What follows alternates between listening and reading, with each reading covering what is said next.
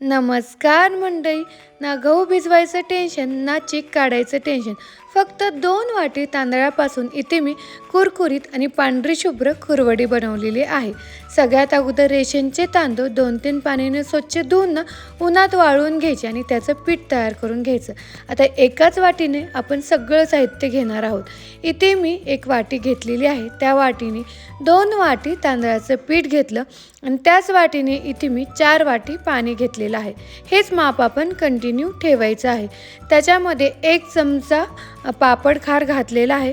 त्याचबरोबर 2-3 चमचे इथे मी मीठ टाकलेले आहे. चवीनुसार मीठ टाका. इथे मी अंदाजे टाकलेले आहे. आता पाण्याला उकळी आल्यानंतर असं फेटत त्याच्यामध्ये तांदळाचं पीठ टाकायचं. त्याच्यामुळे काय होतं, गाठी होत नाहीत. असं थोडं पीठ टाकून हे व्यवस्थित मी मिक्स करून घेते. आता आपण इथे गॅस बारीक ठेवायचा आहे, म्हणजे खालचं करपणार नाही आणि आपल्याला व्यवस्थित सर्व मिक्स करता येईल. तर इथे मी गॅस बारीक करून व्यवस्थित सगळं मिक्स करून घेत आहे.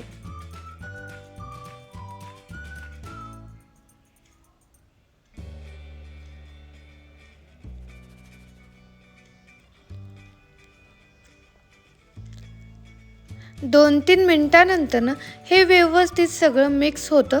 वरून पाणी टाकायची गरज नाही. अचूक मी तुम्हाला माप इथे सांगत आहे. अशा प्रमाणे मी सगळ्या गाठी फोडून घेत आहे आणि गॅस लहान ठेवायचा. आता 15 मिनिटानंतर सगळ्या गाठी फोडून घेतल्या आणि वरून पाणी शिंपडून ठेवायचं. त्याच्यामुळे काय होतं माहिती आहे का, व्यवस्थित वाफलं जातं याच्यासाठी. आता मी जास्त पाणी टाकलं नाही, फक्त पाण्याचा शिंपडा केला आणि अशा पद्धतीने ताट झाकून ठेवायचं आणि गॅस बारीकच ठेवायचा.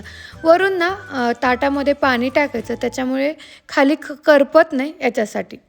आता 15 मिनिट छान वाफवून घेतलेलं आहे, तुम्ही इथे बघू शकता. आणि ताटामधलंही पाणी थोडं साठलेलं आहे. हे पाणी त्याच्यामध्ये टाकून घ्यायचं नाही, साईडलाच काढून ठेवायचं. आणि इथे तुम्ही बघू शकता की आपलं जे तांदळाचं पीठ आहे व्यवस्थित वाफलेलं आहे. त्याच्यानंतर व्यवस्थित मिक्स करायचं.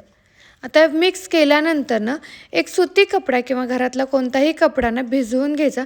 त्या कपड्यावर सगळं शिजवलेलं पीठ काढून घ्यायचं आहे.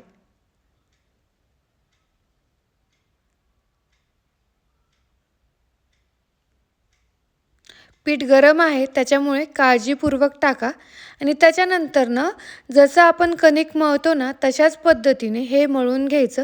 तेही 15 मिनिट. जेवढं तुम्ही छान मळून घ्याल तेवढी तुमची कुरडई छान फुगते आणि छान होते पण.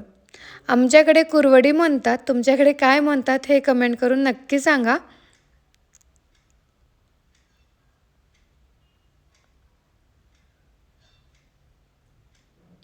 इथे मी 15 मिनिट छान मळून घेतलं आणि कपड्याने झाकून ठेवलं.